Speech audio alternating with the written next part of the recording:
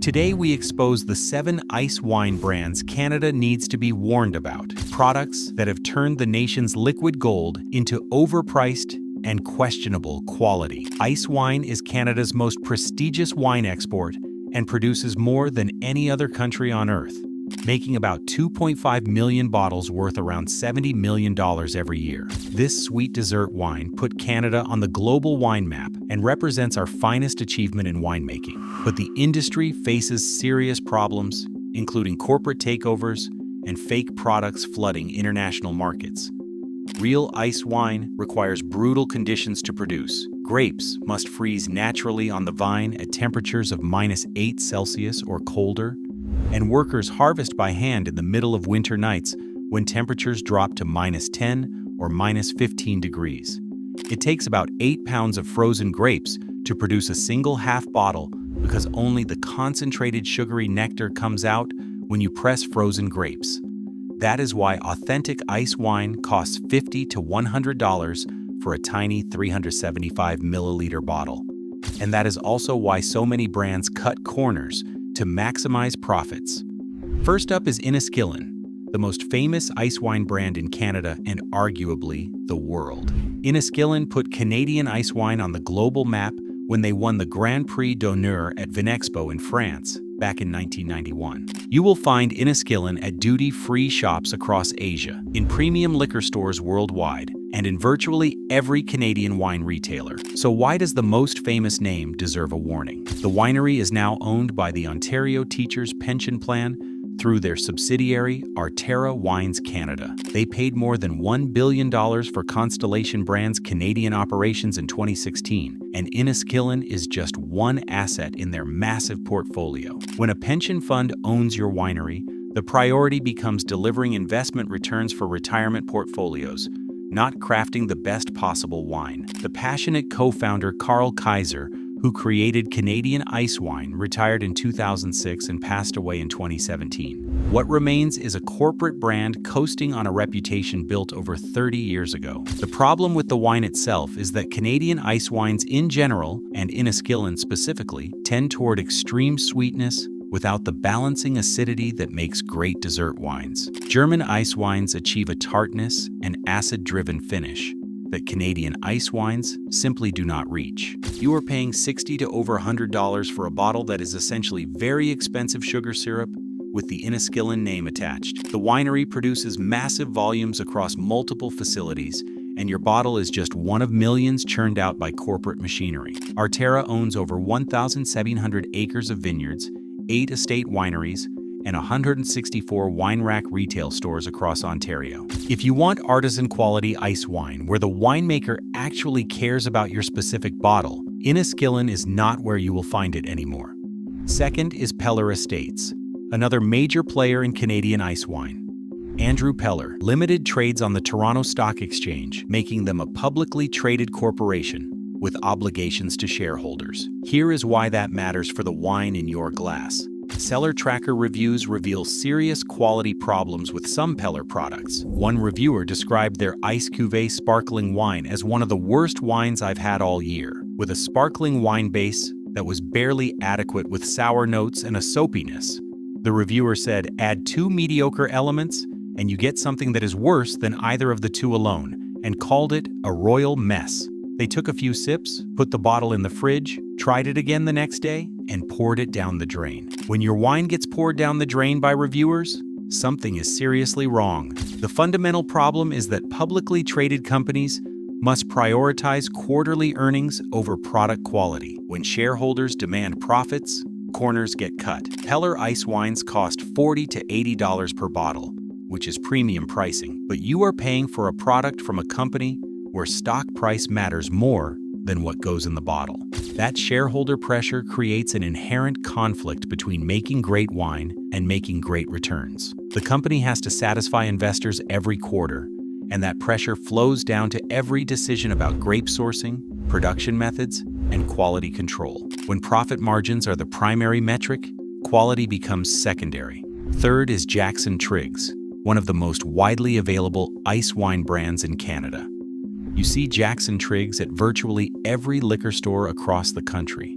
Wine enthusiasts, called their 2022 version a mighty fine value at $32. So what is the problem? The problem is that Jackson Triggs is owned by Arterra Wines Canada, the exact same corporate parent that owns Inniskillin. Both brands come from the same pension fund-owned corporation and are positioned at different price points to capture different market segments. Jackson Triggs is the budget option, and Inniskillin is the premium option, but they emerge from the same corporate machine with the same profit-driven priorities. When you choose between Jackson Triggs and Inniskillin, you are not getting genuine variety, you are getting the same corporate product in different packaging at different prices. Seller Tracker reviewers have noted quality issues with older vintages. One reviewer said a 2004 bottle wasn't at the level to break 90 points, and was on the sweeter side compared to other ice wines. Another reviewer warned to drink it quickly because it was starting to decline. Ice wine is supposed to age beautifully for decades, so when reviewers say drink it fast before it gets worse, the quality simply is not there. At Total Wine, Jackson Triggs gets 4.4 stars, which sounds acceptable until you realize mass-market wines costing far less get similar ratings. You are paying ice wine prices for average quality. Jackson Triggs represents good enough ice wine for people who do not want to think about what they are buying, but good enough should not cost $40 for a half bottle when the same corporate parent makes an identical product under a fancier label for twice the price. Fourth is Pellittery Estates Winery, which claims to be the world's largest estate ice wine producer. They have built their entire brand around ice wine and market heavily to tourists. Here is why their size is actually a warning sign.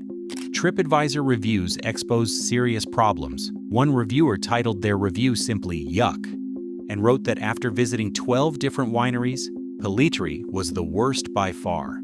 They tried about 5 wines, trying to find one we liked, and concluded bluntly that the wine is just so bad. This is not an isolated complaint. Another visitor described staff as rude, sarcastic, and dismissive, with an employee telling them, "You'll just have to go out front and let someone there help you. I only do tour groups." When your staff openly tells customers they only care about tour buses, you are running a tourist trap, not a quality winery. Another reviewer titled their experience "Ice Wine Tasting Disappointment" and said, "The ice wines that were sampled were okay at best." Visitors could not taste the specific ice wines they wanted before buying and had to blindly buy the ice wine they were looking forward to without trying it first.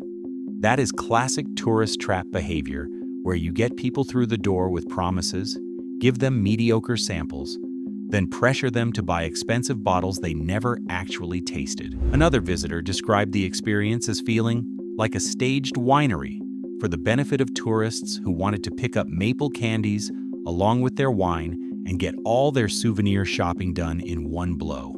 When visitors describe your winery as a staged tourist trap, you have lost sight of what winemaking should be about.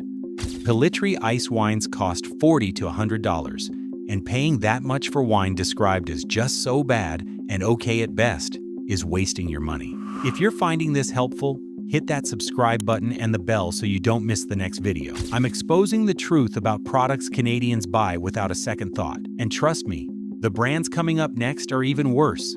Fifth is Konzelmann Estate Winery, a German family operation that moved to Niagara in 1984. They market heavily on their German heritage with over a century of family winemaking tradition from Stuttgart. Wine Spectator gave their 2008 Vidal ice wine 92 points. So why the warning? Konzelmann's German heritage is misleading marketing. German ice wine and Canadian ice wine are completely different products with entirely different taste profiles. German ice wine has lower sugar and higher acidity, creating a balanced, elegant taste that refreshes the palate rather than overwhelming it. Canadian ice wine, including Konzelmann's, has extreme sweetness that many wine drinkers find cloying. Konzelmann makes standard Canadian-style ice wine with the characteristic intense sweetness that overwhelms the palate. Despite marketing their German roots prominently in their branding and winery tours, they do not actually make German-style wine. You are paying extra for a German name while getting the same overly sweet style as every other Canadian producer. If you specifically want balanced German-style ice wine, You should buy actual German ice wine rather than a Canadian product trading on a German surname. Visitors have also complained about deceptive pricing practices. One TripAdvisor reviewer reported that, upon arrival, we were greeted and advised which wines we would be tasting. After tasting the samples we were served, we were informed we would be charged $6 each, not to be refunded when we purchased $75 worth of wine. Hidden tasting fees that do not count toward purchases, even when you spend significant money, is nickel and diming customers. When a winery charges you for tastings and then refuses to credit that toward a $75 purchase, they care more about extracting every dollar than building customer relationships. Sixth is Colio Estate Wines, from the Lake Erie North Shore region. They produce ice wines alongside their regular portfolio and have won some industry recognition. So what is wrong with Colio? The fundamental problem is location. Colio is in Harrow, Ontario, far from the Niagara Peninsula, where 95% of Canadian ice wine grapes are harvested. The Niagara region has a unique microclimate, created by the escarpment and the moderating effects of Lakes Erie and Ontario, that makes it ideal for ice wine. The Lake Erie North Shore region has different weather patterns with generally warmer conditions and less reliable freezing temperatures. Ice wine quality depends completely on hitting -8 Celsius consistently, and if your region struggles to reach those temperatures reliably, your grapes may not concentrate properly. Colio ice wines ride on the general reputation of Canadian ice wine without having the geographic advantages that created that reputation. Customer service reviews are also alarming. One TripAdvisor reviewer wrote, "I would give Colio a negative 5-star review if I were able to, but since I can't, I'll do them a favor and just give them a 1-star review." They called the management team absolutely terrible. Another complained that the website does not tell you when tours are unavailable, so people drive hours to visit and discover the tour they wanted does not exist that day. When a winery cannot even communicate basic tour schedules and receives 1-star reviews calling management absolutely terrible, quality control is clearly not a priority. Seventh is Pelee Island Winery, which markets itself as Canada's southernmost wine producer. They operate from Pelee Island in Lake Erie and have a production facility in Kingsville. So what is wrong with Pelee Island ice wine? The fundamental problem is the same as Colio. It is location. Pelee Island is even further from the Niagara Peninsula than Colio, sitting in the middle of Lake Erie, far from the escarpment microclimate that makes Niagara ideal for ice wine. Cellar Tracker reviewers have been harsh about the results. One called their Cabernet Franc ice wine unbalanced, insipid, weak, and said flatly, "This region of Canada makes some great ice wine. This isn't one of them." Another reviewer noted the wine was slightly oxidized and complained that the price in Europe is higher than Yquem, and that is completely crazy. Comparing prices unfavorably to legendary French dessert wines is not a compliment. Wine enthusiasts online have been equally critical. One commenter wrote, "While I continue to hear good things about Pelee Island wines, every single one of them I've had has been mediocre to poor." Visitors to the winery itself described their Vidal ice wine as far too sickly sweet and said the wines themselves were disappointing. Majority of them were very light and lacked flavor. When multiple reviewers independently describe your wines as lacking flavor and unbalanced, something is wrong with the product. The visitor experience has problems too. TripAdvisor reviewers complained about management issues and untrained summer students running the tastings. One wrote the $30 charge for the premium wine tasting felt excessive compared to the standard $12 to $15 fee at other regional wineries. Another discovered that the promised refund on their tasting fee could not actually be used because there were no wines available for purchase. Perhaps most misleading of all, many visitors arrive expecting to tour an actual winery on Pelee Island, only to discover the real production facility is in Kingsville on the mainland. The island location is essentially a tourist pavilion with vineyards, not a functioning winery. One final warning about counterfeit ice wine products, spelling the name as ice wine in 2 words. This is where outright fraud occurs and consumers get genuinely harmed. Spectator reported that one importer estimated 80% of ice wine sold in China is fake.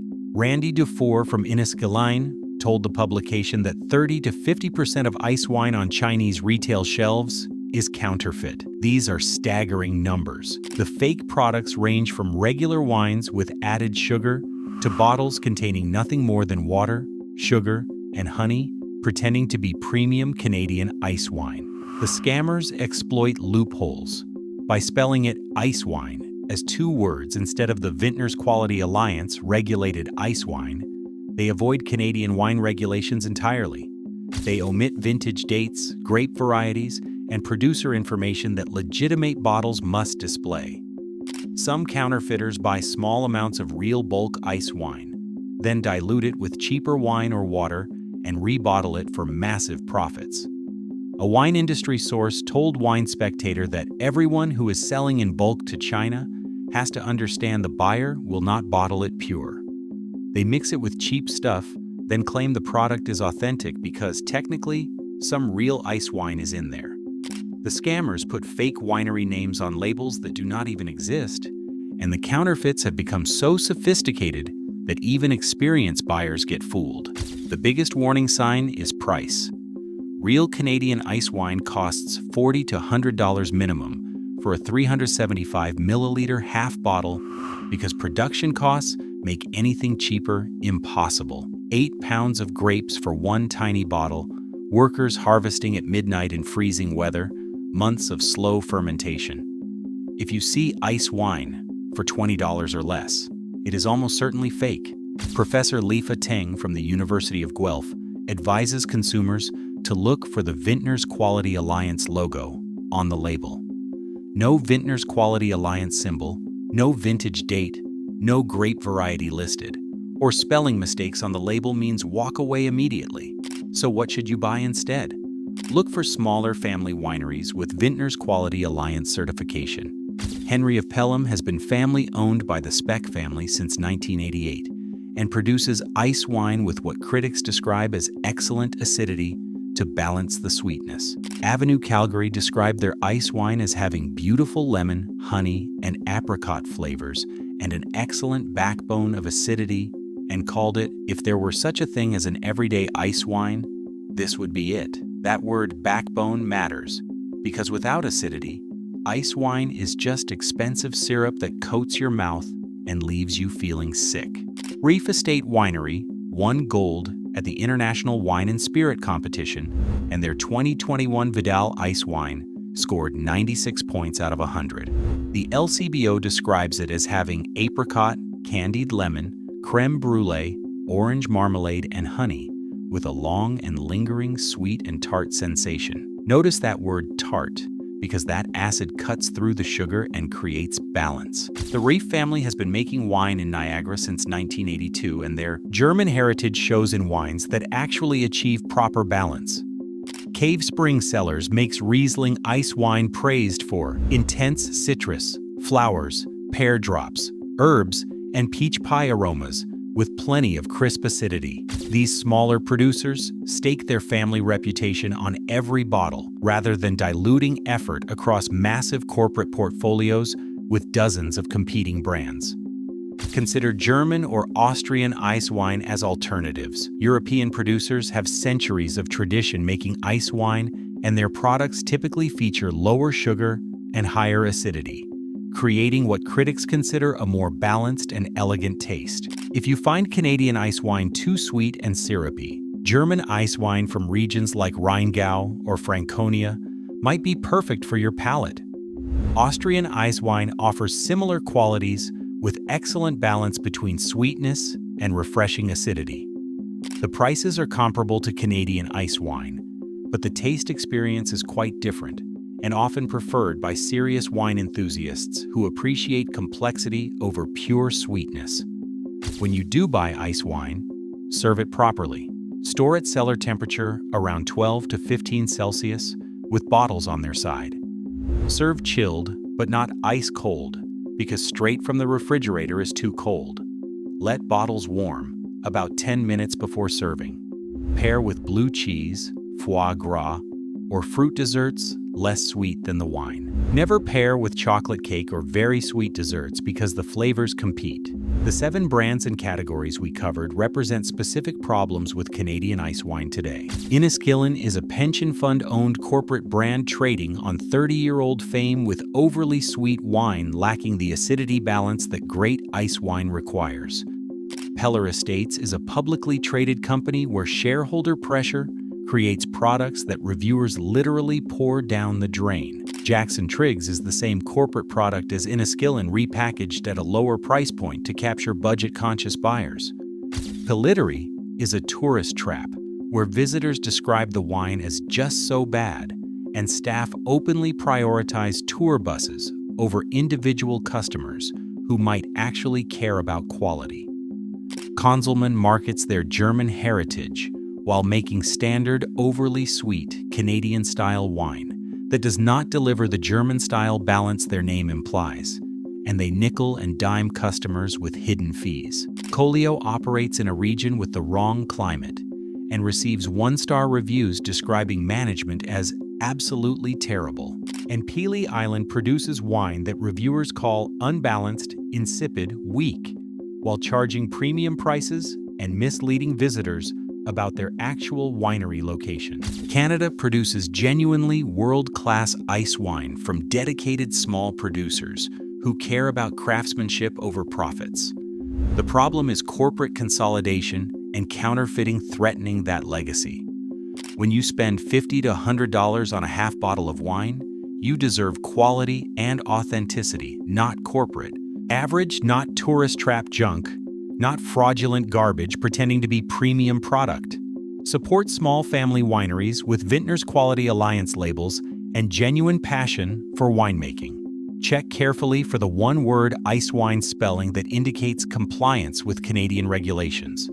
Buy from Niagara region producers where the unique microclimate creates proper grape concentration.